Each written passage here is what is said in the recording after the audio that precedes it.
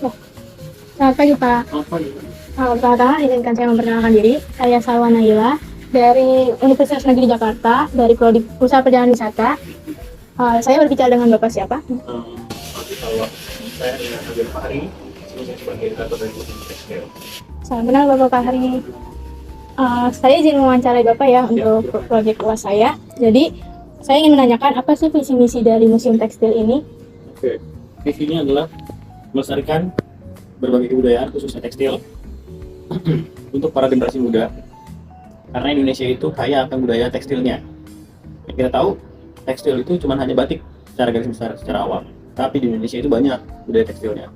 Ada batik, tenun, songket, ulos, kain panjang, kain kulit kayu, ada juga anyaman dan segala macamnya. Visinya itu. Untuk misinya, kita harus bisa memberikan informasi kepada masyarakat bagaimana cara untuk menginfokan terkait budaya tekstil yang ada di Indonesia, dari proses melestarikan juga, dari juga untuk proses penghimbauan atau penginformasian. Karena banyak orang masyarakat sekitar Indonesia ini yang kurang paham dengan budaya tekstil yang ada di Indonesia, dari namanya, dari jenisnya, dari cara perawatannya, bahkan dari asal-usul daerahnya. Jadi kita harus mengedukasi atau menginformasikan informasi terkait budaya tekstil yang ada di Indonesia. Baik, saya ingin tanyakan pertanyaan selanjutnya. Ya. Apa sih daya tarik utama dari destinasi ini, Museum Tekstil? Oke, di Museum Tekstil itu ada empat pabrik edukasi. Yang pertama ada gedung pameran utama, bersifat temporer.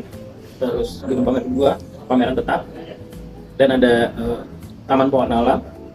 Jadi taman pewarna alam ini memang ditumbuhi dengan tumbuhan-tumbuhan atau pohon-pohon yang bisa menghasilkan pewarna alami dalam pembuatan atau pewarnaan kain tekstil. Terus ada ruang pengenalan wastra untuk menyimpan alat pembuatan kain tenun, dan satu tempat untuk praktek workshop membatik secara singkat atau secara sederhana. Nah, pertanyaan selanjutnya, seiring perkembangan zaman nih, inovasi apa yang dipakai untuk menarik perhatian pengunjung agar datang ke Museum Tekstil? Oke. Karena seiring perkembangan zaman sekarang adalah sedikit-sedikit posting di media sosial, kayak Instagram, entah itu TikTok atau entah itu YouTube. Nah, di Museum Tekstil itu kita selalu mengoptimalkan sosial media untuk menginformasikan ataupun memberikan sebuah pengumuman, entah terkait koleksi, terkait pameran, terkait kegiatan, testimoni para pengunjung yang sudah datang ke Museum Tekstil, atau perlombaan, atau juga kerjasama antar komunitas di luar dari Museum Tekstil. Bahkan acara event-event seperti launching buku, fashion show, itu kita informasikan di dalam sebuah media sosial di Museum Tekstil. Yang paling interaktif itu dan organik adalah di Instagram, karena kita lebih banyak memberikan feed atau posting-posting real di media sosial kami. Nah, karena mengikuti perkembangan zaman, jadi orang-orang yang tadinya tidak tahu menjadi tahu lewat media sosial. Dari situlah banyak generasi muda yang datang atau berkunjung ke area Museum Tekstil. Walaupun area Museum Tekstil ini bukan di daerah destinasi wisata, bukan seperti di kota tua, tapi makin lama makin kesini banyak pengunjung yang datang karena melihat dari media sosial kami. Karena tempatnya ini bukan tempat daerah wisata, melainkan belakang pasar Tanah Abang, tapi masuknya ke Jakarta Barat di Jalan KSD Jaya. Pertanyaan, aktivasi apa sih yang diterapkan dalam pengelolaan Museum Tekstil ini? Terkait motivasi, keinginan untuk melestarikan budaya, jadi meningkatkan motivasi SDM di Museum Tekstil. Maksudnya apa? Maksudnya itu karena kita adalah pecinta dan juga sobat wastra itu adalah sahabat kain, tetap kita itu menjadikan koleksi Museum Tekstil itu tetap harus dilestarikan dari proses perawatannya sampai dengan pemamerannya. Terkait motivasi, yang pertama adalah harus suka dulu dengan koleksi ataupun lestari budaya yang ada di Indonesia khususnya tekstil. Ketika orang suka dengan lestari budaya yang ada di Indonesia, dia akan cinta terkait kelestarian tersebut, entah itu lestari budaya di luar tekstil ataupun di dalam tekstil. Jadi disitulah motivasi yang dilakukan atau kita alami sebagai pelaku seni di dalam di dalam karya tekstil. Apa sih tantangan dalam pengelolaan museum ini, Pak? Tantangan dalam pengelolaan. Oke. Dari fasilitas dan keamanan, alhamdulillah tekstil sudah cukup. Mungkin tantangan untuk pengelolaan itu katalogisasi terkait koleksi museum tekstil.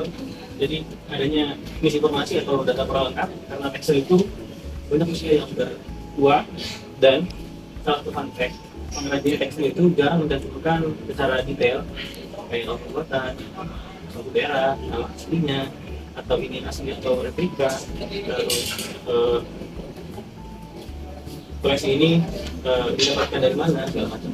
Mungkin tantangannya adalah mengumpulkan informasi untuk menjadikan katalogisasi di koleksi museum tekstil itu lengkap, dan juga koleksi museum tekstil itu kurang lebih hampir 3.000 piece. Jadi masih banyak yang harus kita pedalami, yang harus kita cari tahu terkait dengan penjelasan secara detail ya, secara detail mengenai unsur-unsur yang ada di dalam koleksi. Selebihnya seperti pelayanan, terus fasilitas, dan juga kelengkapan dalam penyampaian informasi, insya Allah itu sudah cukup. Apa strategi yang digunakan untuk meningkatkan kunjungan dan keterlibatan masyarakat dengan museum ini? Oke, strategi yang di luar dari kemampuan museum tekstil, Kementerian Pendidikan itu sekarang membuat namanya program P5. Program P5 itu seperti field trip atau sekolah di luar formalitas di dalam sekolah. Jadi ada perkembangan program P5 itu meliputi kewarganegaraan, sosial, politik, dan juga lintas budaya. Nah, di museum tekstil itu termasuk program P5 yang terkait dengan lintas budaya. Nah, kenapa disebut dengan lintas budaya? Karena budaya batik ini sudah diakui intangible heritage oleh UNESCO pada tahun 2009. Jadi salah satu program P5 yang paling menarik lintas budaya adalah mempelajari tentang koleksi batik dan juga cara untuk membuat batik secara sederhana. Itulah untuk meningkatkan pengunjung dan juga rombongan sekolah yang mengikuti program P5. Tapi itu kan ada program pemerintah. Nah, dari program museum tekstil ini, setiap kita membuka pameran, kita akan menginfokan ke media sosial kita kalau misalkan setiap setahun itu terdapat 6-7 kali pembukaan pameran terbaru di gedung utama. Jadi waktunya tentatif, ada yang per 2 bulan, per 3 bulan gitu. Dan juga tetap kita melihat algoritma yang ada di media sosial, seperti apakah hal-hal apa yang lagi viral. Nah, kita sesuaikan biar tetap harus on posting di media sosial, jadi tidak terlalu tertutup dengan informasi-informasi ataupun media-media yang notabene tidak bersifat edukasi. Oke, baik. Untuk pertanyaan terakhir, bagaimana museum berkolaborasi dengan komunitas lokal, perajinan, dan seniman untuk mempromosikan budaya tekstil? Saya berikan contoh, salah satunya itu adalah komunitas namanya Warlami. Warlami itu artinya pecinta warna alami. Nah, komunitas ini adalah komunitas pecinta warna alami yang berdedikasi untuk memberikan pengaruhnya dan juga skillnya dalam pembuatan warna alami di kain tekstil. Kita sering memberikan kolaborasi terhadap komunitas-komunitas atau pengrajin seni yang lain. Di museum tekstil pun kita punya pengrajin tersendiri untuk budaya ataupun pembuatan kain batik itu. Tapi ada juga yang di luar dari komunitas atau pecinta seni atau pecinta kain yang pernah kerjasama dengan kita. Ada yang perusahaan minuman, ada yang perusahaan e-commerce, ada yang perusahaan mobil, banyak, ada yang perusahaan bank, banyak juga yang berkolaborasi dengan kita gitu. Kita tidak menutup kemungkinan untuk tetap mengembangkan atau ekspansi dalam menjalin sebuah hubungan yang simbolis mutualisme, saling mengunjungkan dari sisi melestarikan budaya, dan juga untuk menghimbau pada masyarakat kalau di museum tekstil itu banyak kegiatan yang berkolaborasi dengan komunitas atau organisasi di luar dari cinta atau penyuka seni. Mungkin tambahan pertanyaan dari saya, bagaimana struktur dari museum tekstil ini? Struktur staff. Oke. Jadi museum tekstil ini berada di bawah Pemprov DKI Jakarta dan tepatnya di bawah Dinas Kebudayaan DKI Jakarta. Nah, Dinas Kebudayaan itu ada namanya unit pelayanan museum. Nah, unit pelayanan museum itu dibagi menjadi 3. Ada unit pelayanan museum bahari, unit pelayanan museum penjarahan, dan unit pelayanan museum seni.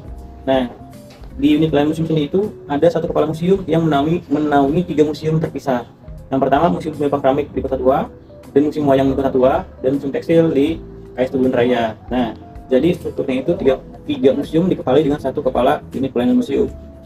Setiap museum itu ada kasatlah, kepala satuan pelaksana, dan di setiap museum itu terdapat salah satu perwakilan kasatlaknya. Jadi dari satu kepala museum ada strukturnya di bawahnya kasatlak. Nah, dari kasatlak ini ada pelaksanaan untuk pelayanan, ada pelaksanaan untuk informasi. Jadi ada lagi baru di bawahnya itu ada staff-staffnya seperti pemandu, seperti kalau di museum tekstil itu ada kurator, ada edukator, terus ada registrator, terus ada bagian retribusi tiket masuk, ada cleaning service, dan juga ada security gitu. Oke, baik. Terima kasih, itu saja pertanyaan dari saya. Terima kasih atas waktunya, Pak. Ya, sama-sama. Semoga bermanfaat untuk Salwa.